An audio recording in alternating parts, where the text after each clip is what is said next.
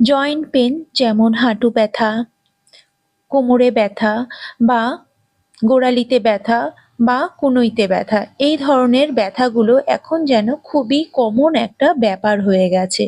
এর কারণ হলো আমাদের নানান রকম খাবার দাবারে ভেজালের জন্য অথবা আমাদের লাইফস্টাইলের জন্য। অনেক সময় দেখা যায় যে কম বয়সেও হাঁটু ব্যথা এতটাই বেশি হয়, হাঁটা কিন্তু অসম্ভব হয়ে যায়, হাঁটু রিপ্লেস করতে হয়। এর সবথেকে বড় একটা কারণ হলো যে আমাদের হাঁটুর মাঝখানে যে লিকুইডটা থাকে সেটা অনেক সময় শুকিয়ে যায় অথবা হাড় ক্ষয়ে যায়, এই ধরনের অনেক কিছু হয়। এগুলোর জন্য আমাদের বড় বড় ডাক্তারের কাছে যেতে হয়, অনেক অনেক টাকা পয়সা খরচের একটা ব্যাপার থাকে। কিন্তু বন্ধুরা, আমরা ঘরোয়া উপায়ে কিছুটা কিন্তু এর নিরাময় করতে পারি, যার জন্য কোনো রকম টাকা পয়সা খরচ হবে না। তাছাড়া অনেক সময় বাচ্চারা বা বড়রাও খেলতে গেলে অথবা কোনো রকম কাজ করতে গেলে হাঁটু মচকে যায় বা পা মচকে যায়, এতেও কিন্তু এই ধরনের রেমেডিটা ব্যবহার করতে পারি। আর এই আজকে যে রেমেডিটা ব্যবহার করছি সেটা কিন্তু অনেক পুরোনো দিনের থেকেই কিন্তু এটা চলে আসছে। ঘরোয়া রেমেডিতে আমাদের কিন্তু অনেকটাই উপকার হয়, তার জন্য কোনো রকম সাইড এফেক্টের হয় না। এইরকম হাঁটু ব্যথা কিন্তু 40-এর উপরের বয়সের মহিলা বা পুরুষ সবারই কিন্তু হতে থাকে, বা গোড়ালি ব্যথাতেও কিন্তু অনেকেই খুব ভুগতে থাকে। অনেকেই আছে এইসব ব্যথার জন্য পেন কিলার খেয়ে নেন, কিন্তু বন্ধুরা পেন কিলার রেগুলার যদি আমরা খাই আমাদের কিন্তু শরীরে নানান রকম প্রবলেম হতে থাকবে। তাই পেন কিলার কিন্তু একদমই খাবেন না। আর আজকে আমি যেই রেমেডিটা আপনাদের কাছে দেখাচ্ছি সেটা কিন্তু ভীষণই উপকারী। দেখুন বন্ধুরা, কলা কলা আমরা জানি যে আমাদের শরীরের জন্য কিন্তু ভীষণই ভালো এটা খাওয়া। কিন্তু আজকে যেই রেমেডিটা আপনাদের কাছে দেখাবো সেটা হলো কলার খোসা। আমরা এই কলার খোসা তো আমরা ফেলে দেই, তাই না? কিন্তু আপনারা কি জানেন এই কলার খোসাতে কত কিছু আছে?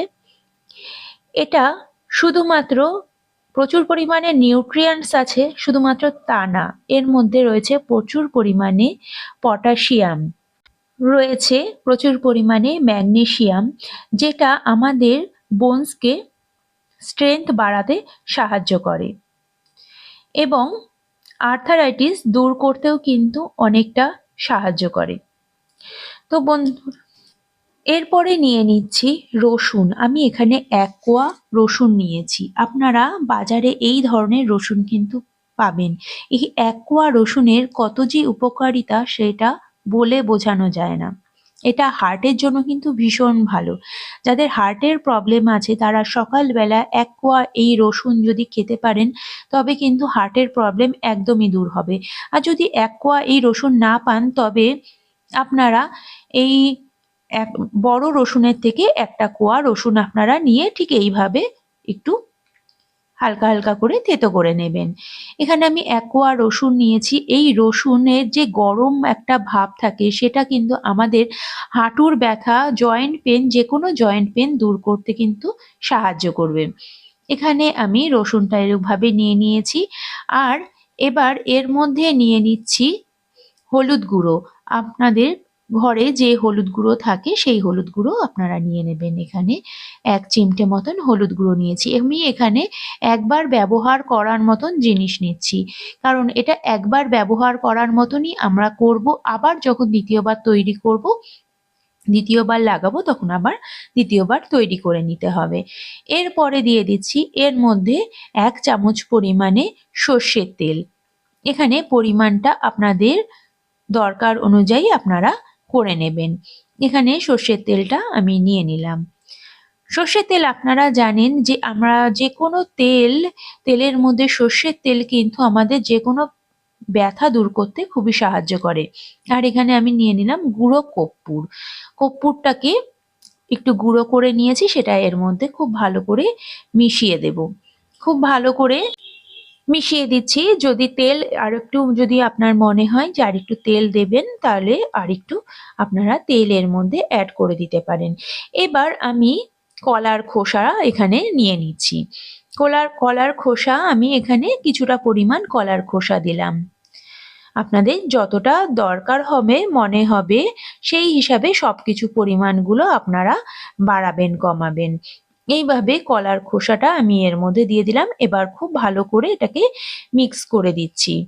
এবার কি করব আপনারা সেটা দেখুন। এখানে আমার মনে হচ্ছে আর একটু তেল বাড়াতে লাগবে, তো সেই কারণে আমি একটু তেল বাড়িয়ে নেব, কারণ আমাদের কিন্তু তেলটাই ভালো করে মালিশ করতে হবে, তাই তেলের পরিমাণটা আপনারা বাড়িয়ে নেবেন। এখানে আমি আর একটু তেল দিয়ে দিচ্ছি।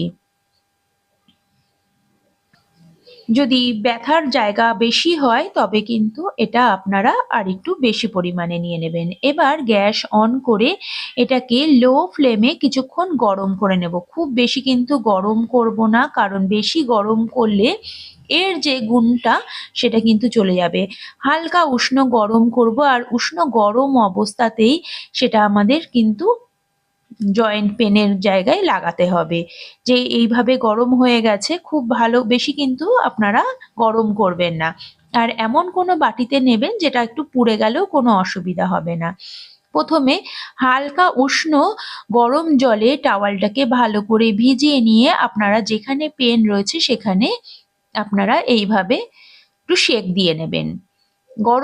একটু সেঁক দিলে কিন্তু আমাদের যে কোনো পেন অনেকটাই রিলিফ হয়। আপনারা বরফ সেঁকও দিতে পারেন। অবশ্যই এটা আপনাদের ডাক্তারের পরামর্শ নিয়েই আপনারা করবেন।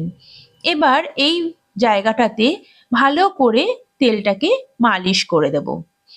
এখানে মালিশ করার সময় কিন্তু খুব জোর হাতে কিন্তু করবেন না, হালকা হালকা হাতে কিন্তু মালিশটা করবেন, কারণ খুব বেশি জোরে যদি মালিশ করেন হিতে বিপরীত ঘটতে পারে। তাই খুব হালকা হাতে তেলটাকে মালিশ করবেন। বন্ধুরা, এই যে রেমেডিগুলো, এই রেমেডি কিন্তু অনেক পৌরাণিক যুগ থেকেই হয়ে আসছে। এইভাবে আপনাদের যেখানে যেখানে ব্যথা সেখানে আপনারা এইভাবে লাগিয়ে নেবেন।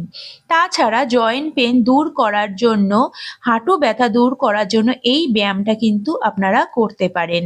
হাঁটুর নিচে একটা পাতলা আমি বালিশ রেখেছি।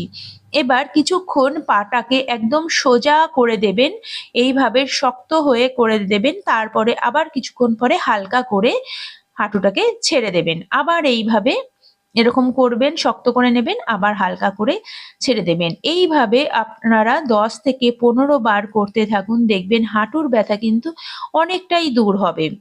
এইভাবে আপনারা করতে পারেন। শক্ত করে নেবেন, তারপরে আবার হালকা করে ছেড়ে দেবেন। এরপরে আপনাদের কাছে দেখাচ্ছি আর একটা ব্যায়াম, সেটা হলো আপনাদের গোড়ালি ব্যথার জন্য।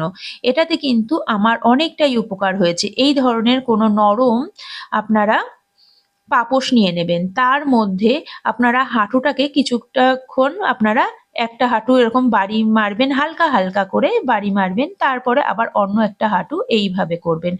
দেখবেন আপনারা হাঁটুর ব্যথার থেকে কিন্তু অনেকটাই রিলিফ পাবেন। যদি আজকের এই ভিডিও আর এই রেমেডি আপনাদের ভালো লাগে, অবশ্যই লাইক, শেয়ার, কমেন্ট আর সাবস্ক্রাইব করে পাশে থাকবেন। পাশে থাকা বেল আইকনটিও বাজিয়ে দেবেন, তাহলে আমার ভিডিওর সমস্ত নোটিফিকেশন আপনাদের কাছে পৌঁছে যাবে। আজকের মতন এখানেই শেষ করছি। আগামী পর্বে আবার আপনাদের সঙ্গে দেখা হবে।